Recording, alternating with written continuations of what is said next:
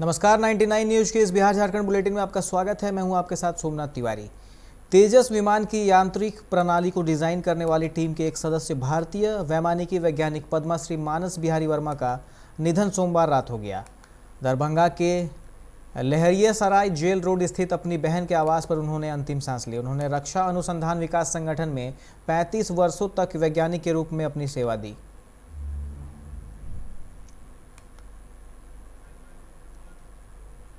गया के NH 2 पर मायापुर के पास सुबह के समय कोयला लदे 2 ट्रकों में भिड़ंत हो गई। इस घटना में एक ट्रक के चालक और खलासी को मामूली चोटें आई है। घटना के बाद स्थानीय लोगों की मदद से चोटिल चालक और खलासी को प्राथमिक उपचार कराया गया है।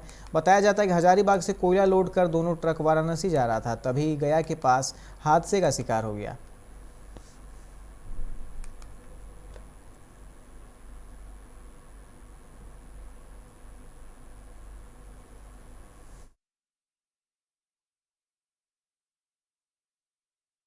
बजे 3 बजे भोर में। हाँ, अच्छा, ये ट्रक कहाँ जा रही है?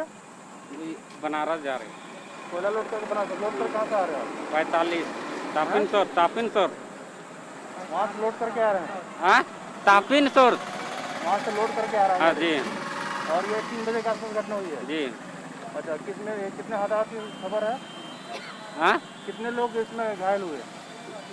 घायल तो एको नहीं हुए। घायल एक बिहार में पूर्ण लॉकडाउन लगाने का ऐलान मुख्यमंत्री नीतीश कुमार ने कर दिया है। उन्होंने बताया कि राज्य में 15 मई तक पूर्ण लॉकडाउन लागू रहेगा।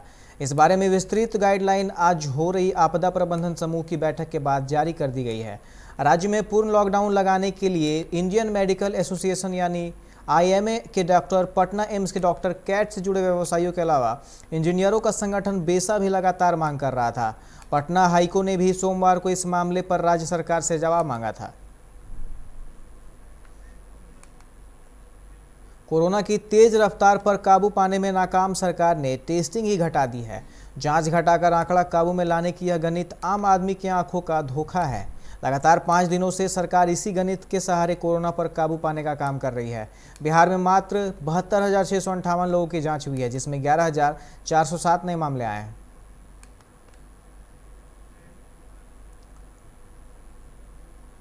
कोरोना काल में हॉस्पिटल्स में बेड नहीं मिल रहे हैं। बेड के लिए हर जगह वेटिंग में पीड़ितों की लंबी लाइन लगी है। ऐसे में हर पल डॉक्टर्स और मेडिकल टीम को निशाना बनाए जाने का खतरा बना रहता है। हाल में ही NMCH में जूनियर डॉक्टर्स के साथ मारपीट की घटना हुई थी। हॉस्पिटल की संपत्ति को नुकसान पहुंचा था। हाल में हुए घटनाओं को ध्यान में रखते हुए गृह विभाग के अपर मुख्य सचिव चैतन्य प्रसाद और DGP संजीव कुमार सिंघल ने एक जॉइंट ऑर्डर जारी किया है, जिसमें डॉक्टर्स, मेडिकल टीम और हॉस्पिटल्स को निशाना बनाने वालों के खिलाफ सख्त कार्रवाई करने को कहा गया है। जयंतगढ़ चाईबासा NH 75 मेन रोड पर पट्टा जैंत गांव के पास आज बाइक और पिकअप वैन की सीधी टक्कर हो गई। हादसे में बाइक सवार 2 युवकों की मौके पर ही मौत हो गई। वैन हादसे के बाद सड़क किनारे एक पेड़ से जा टकराई। वैन और बाइक की टक्कर इतनी जोरदार थी कि बाइक के पीछे बैठा युवक हवा में 5 फीट ऊपर तक उछल जमीन पर गिरा, जबकि दूसरे युवक को वैन ने करीब 30 फीट दूर घसीटते ले गई। हादसे के बाद ड्राइवर वैन को मौके पर छोड़ भाग निकला, जबकि खलासी की स्थिति गंभीर बनी हुई है। उसे अस्पताल में भर्ती कराया गया है। भ्रष्ट सरकारी कर्मियों के खिलाफ एंटी करप्शन ब्यूरो की कार्रवाई लगातार जारी है। पलामू ACB की टीम ने आज एक घूसखोर रोजगार सेवक को 10,000 रुपये रिश्वत लेते धर दबोचा।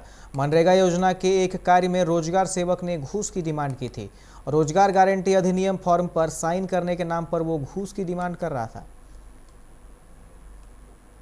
महुआटांड़ थाना क्षेत्र अंतर्गत हामी लेचोटोली गांव में मंझले ने अपने बड़े भाई को डंडे से पिटाई कर हत्या कर दी।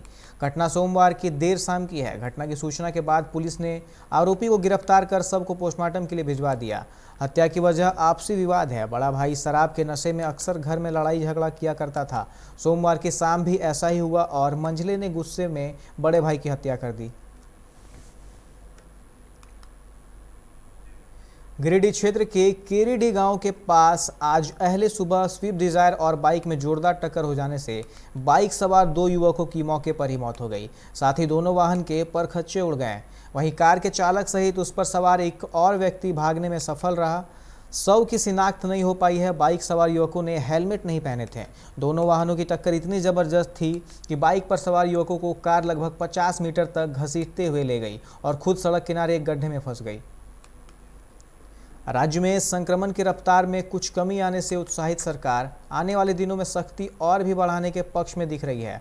शादी और तमाम सामाजिक कार्यक्रमों की छूट को समाप्त भी किया जा सकता है।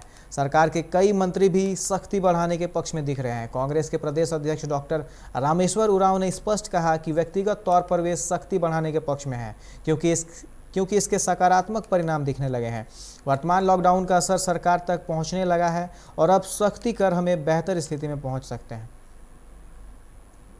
पलामू के पूर्व सांसद व एकीकृत बिहार के पूर्व मंत्री जोरावर राम की सोमवार रात इलाज के दौरान मौत हो गई। सांस लेने में ज़्यादा परेशानी होने के बाद दोपहर करीब 4 बजे मेदिनी नगर स्थित मेदिनी रॉय मेडिकल कॉलेज अस्पताल के ऊपरी तल्ले में भर्ती कराया गया था। चिकित्सकों की सलाह के बाद कोरोना की जांच की गई तो वे संक्रमित पाए गए। निचले तल्ले पर कर्मचारी पूर्व सांसद को बिना ऑक्सीजन को लेकर आ रहे थे। इसी बीच उनकी मौत हो गई।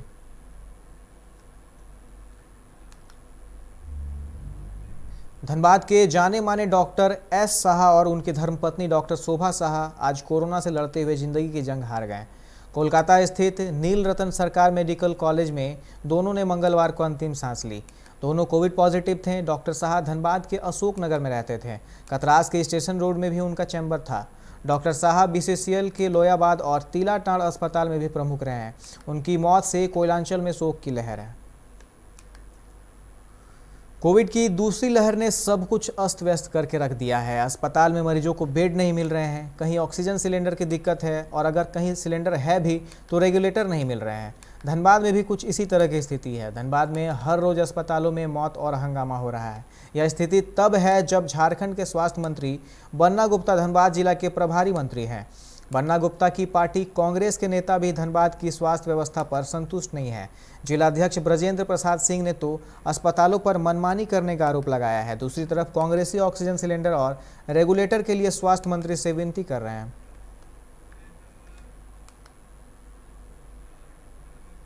धनबाद पब्लिक स्कूल हीरक ब्रांच के शिक्षिका डॉक्टर शालिनी झा ने ह्यूमैनिटी हेल्पिंग हैंड्स की टीम को एक जंबो ऑक्सीजन सिलेंडर दिया है, जिसे आपातकाल में मरीजों तक ऑक्सीजन पहुंचाने में काम आएगा। ह्यूमैनिटी हेल्पिंग हैंड्स टीम को धनबाद में लगातार कोरोना महामारी में किए जा रहे कार्यों से प्रभावित होकर यह ऑक्सीजन सिलेंडर दिया गया। इसकी जानकारी टीम के गौतम कुमार ने दी है।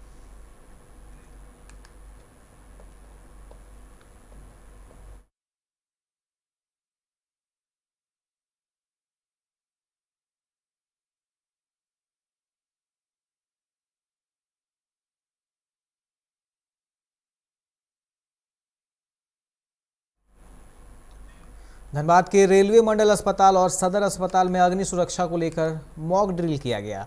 मॉक ड्रिल को लेकर उपायुक्त ने कहा कि जिला आपदा प्रबंधन प्राधिकार द्वारा जारी आदेश के आलोक में सभी dedicated Covid health care centre व अस्पताल और निजी चिकित्सालय में अग्नि सुरक्षा के लिए आवश्यक अग्निशामक उपकरणों का इंस्टॉलेशन किया गया है।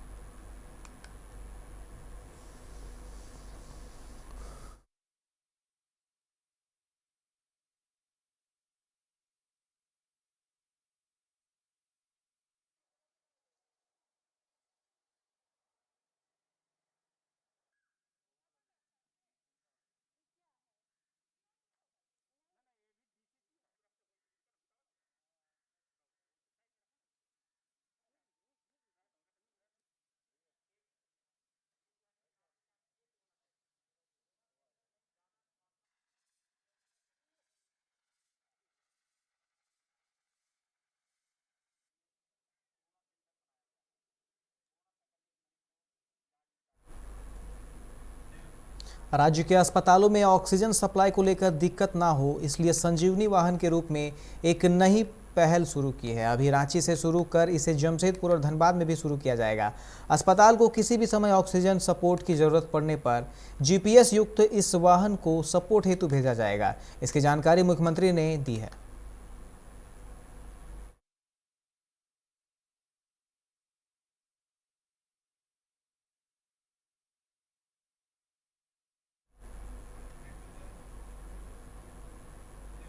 Arya smart marketing private limited के निदेशक राजेश कुमार गुप्ता का आज अहले सुबह धनबाद के सेंट्रल अस्पताल में निधन हो गया। वह कोरोना संक्रमण से ग्रसित थे। गुप्ता का पिछले कई दिनों से प्रगति नर्सिंग होम में कोरोना का इलाज चल रहा था। 3 मई 2021 को उनकी स्थिति बिगड़ने पर डीसी उमाशंकर सिंह के निर्देश पर उन्हें सेंट्रल अस्पताल में भर्ती कराया गया।